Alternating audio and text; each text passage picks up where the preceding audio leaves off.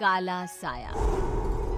यूं तो बनारस घाट अपनी खूबसूरती के लिए बहुत प्रचलित है, पर घाट के किनारे कई राज लिए बैठे हैं।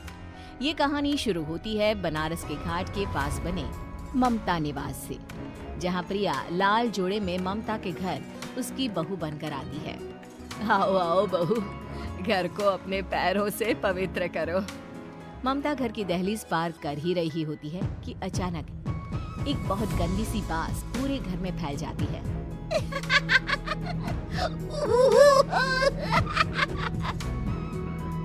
ये बदबू और ये आवाजें, ये कौन हंस रहा है माँ? अब ये पड़ोसी ना हमारे थोड़े अलग से है। कहाँ हम शाकाहारी और ये मांस मच्छी खाने वाले। छोड़, तू ध्यान मत दे और गृह प्रवेश कर। और हाँ बहू, अपनी सास की एक बात हमेशा याद रखना, इन पड़ोसियों से तो कभी बात नहीं करेगी। अच्छे लोग नहीं है ये। अपनी सास की ये बात मानेगी ना बेटा? हाँ माँ, जो आपकी मर्जी, मैं उनसे बात नहीं करूँगी। अगले दिन प्रिया अपनी पहली रसोई बनाने रसोई घर में जाती है। ये छोटी बात तो नाक में जा रही है। एक काम करती हूँ, खिड़की खोल देती हूँ। प्रिया खिड़की खोलने जाती है। इतने जाले, लगता है इस खिड़की को कभी खोला ही नहीं गया। पर ऐसा क्यों? ओह, नॉन वेज की स्मेल आती होगी ना। 2 मिनट के लिए खोल लेती हूँ, फिर बंद कर दूंगी। प्रिया खिड़की खोलती है। खिड़की खोलते ही उसकी नजर सामने वाले घर की खिड़की पर पड़ती है, जहाँ एक लड़की खड़ी होती है, हाथों में मेहंदी, लाल रंग की साड़ी, बिल्कुल सजी धजी, मानो प्रिया की तरह ही वो भी नई नवेली बहू हो। वो प्रिया को देखकर मुस्कुराती है। हे भगवान, माँ ने तो इनसे बात करने को मना किया था। प्रिया फौरन ही खिड़की बंद कर देती है और तवे पर चढ़े रोटी की ओर देखने लगती है, पर वहाँ रोटी न होकर मछली पड़ी होती है। ये क्या? पहली ही रसोई में इतनी बड़ी गलती। हे भगवान, अब मैं क्या करूं? प्रिया बहुत डर जाती है और फौरन रसोई की सफाई करने और फिर सभी के लिए खाना बनाने लग जाती है। जब वो सबको खाना परोसती है, सब तो ठीक है, मैं बेकार में चिंता कर रही थी।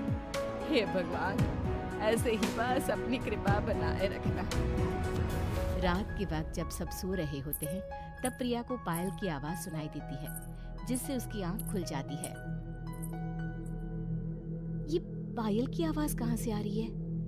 प्रिया उठकर उस आवाज के पीछे छत की सीढ़ियों तक जाती है। तभी उसे बच्चे के रोने की आवाज आती है। प्रिया छत पर जाती है तो क्या देखती है? वही लाल साड़ी वाली लड़की अपनी गोद में एक नवजात बच्चे को घुमा घुमा कर सुला रही है। तभी प्रिया की नजर उसके पेट पर पड़ती है। ओह गॉड, ये तो प्रेग्नेंट भी है। सुनिए, बच्चा सो नहीं रहा है क्या? मैं कुछ मदद करूं? नहीं नहीं, आपके घर वालों को अच्छा नहीं लगेगा, मैं संभाल लूंगी। स्नेहा की गोद से बच्चा हाथ मारकर प्रिया की गोद में आने को छटपटाने लगता है। दोनों घर अगल बगल में बने होने के कारण प्रिया उस बच्चे को गोद में ले लेती है। प्रिया के पास आते ही वो सो जाता है। बच्चे का वो स्पर्श रात भर प्रिया भूल नहीं पाती और अगली सुबह वो छत पर कपड़े सुखा रही होती है। तभी उसे एक औरत इशारा करके बुलाती है। स्नेहा कह रही थी बाबू तुम्हारी गोद में आते ही सो गया। मैं गौरी, स्नेहा की माँ हूँ। बहू, घर आना, बाबू को खिला भी लेना।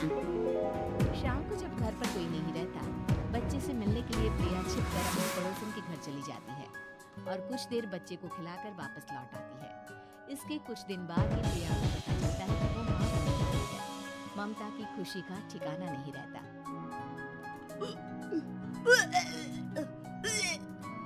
माँ जी, पता नहीं क्यों उल्टी आ रही है। प्रिया भागती हुई वॉशरूम में जाती है तो हरे और लाल रंग की उल्टी करती है। उस उल्टी में से कीड़े निकलते हैं। ये क्या? खून और ये कीड़े! माँ! माँ! प्रिया की आवाज सुनकर ममता दौड़ कर आती है, पर बेसिन में कुछ नहीं होता। प्रिया हल्की बक्की रह जाती है। ये सब क्या हो रहा है? प्रिया घर आ जाती है और अपने कमरे में जाकर सो जाती है। डर के कारण वो इतनी थक जाती है कि उसकी आंख लग जाती है। तब उसे ऐसा लगता है उसके पेट पर मानो कोई बैठा हुआ हो। कौन हो? प्रिया के पेट पर एक 5 महीने की बच्ची बैठी हुई थी, जो बुरी तरह जली हुई थी। माँ, तुम ही मुझे लाई ना अपने पेट में। मैं तुम्हारी माँ नहीं हूँ। कौन हो तुम? माँ, देखो मैं जल गई बुरी तरह से। 6 महीने पेट में रहने को भी मुझे नहीं मिला। सहला दो ना माँ। बचाओ! बचाओ! माँ! ममता दौड़कर कमरे में आती है। प्रिया की बातें सुनकर वो सब समझ जाती है।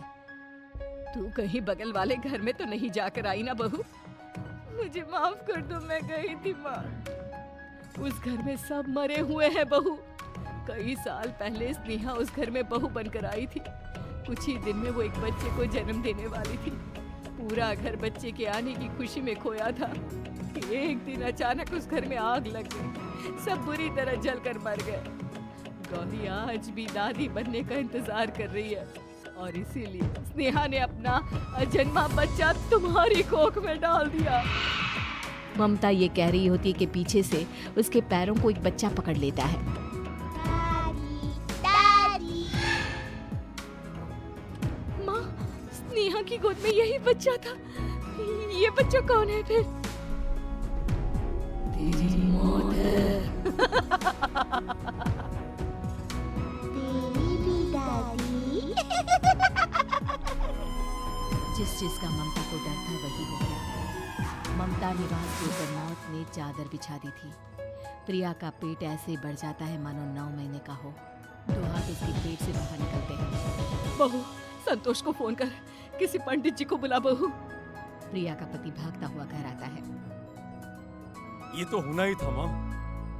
तेरा बाप तेरे सामने आ गया तो तू सह नहीं पा रही है। स्नेहा घर में आग लगी नहीं थी, माँ ने लगाई थी, प्रॉपर्टी की लालच में।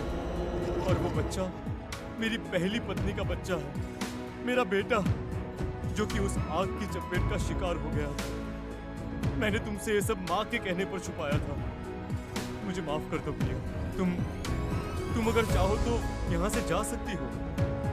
मैं तुम्हें किसी भी बंधन में रखना नहीं चाहता। मेरी शादी हुई है आपसे, मैं आपको छोड़ नहीं सकती, पर उससे पहले हमें स्नेहा, उसकी माँ और बच्चे की आत्मा की शांति करवानी होगी। संतोष और ममता गौरी के घर जाते हैं। अंदर सब कुछ जला हुआ होता है। जमीन पर जली हुई लाशें बिखरी हुई थी। ममता रो रो कर अपनी करने की माफी गौरी से मांगती है। प्रिया स्नेहा के घर वालों का अंतिम संस्कार करवा देती है और ममता निवास फिर से आत्माओं के साए से मुक्त हो जाता है।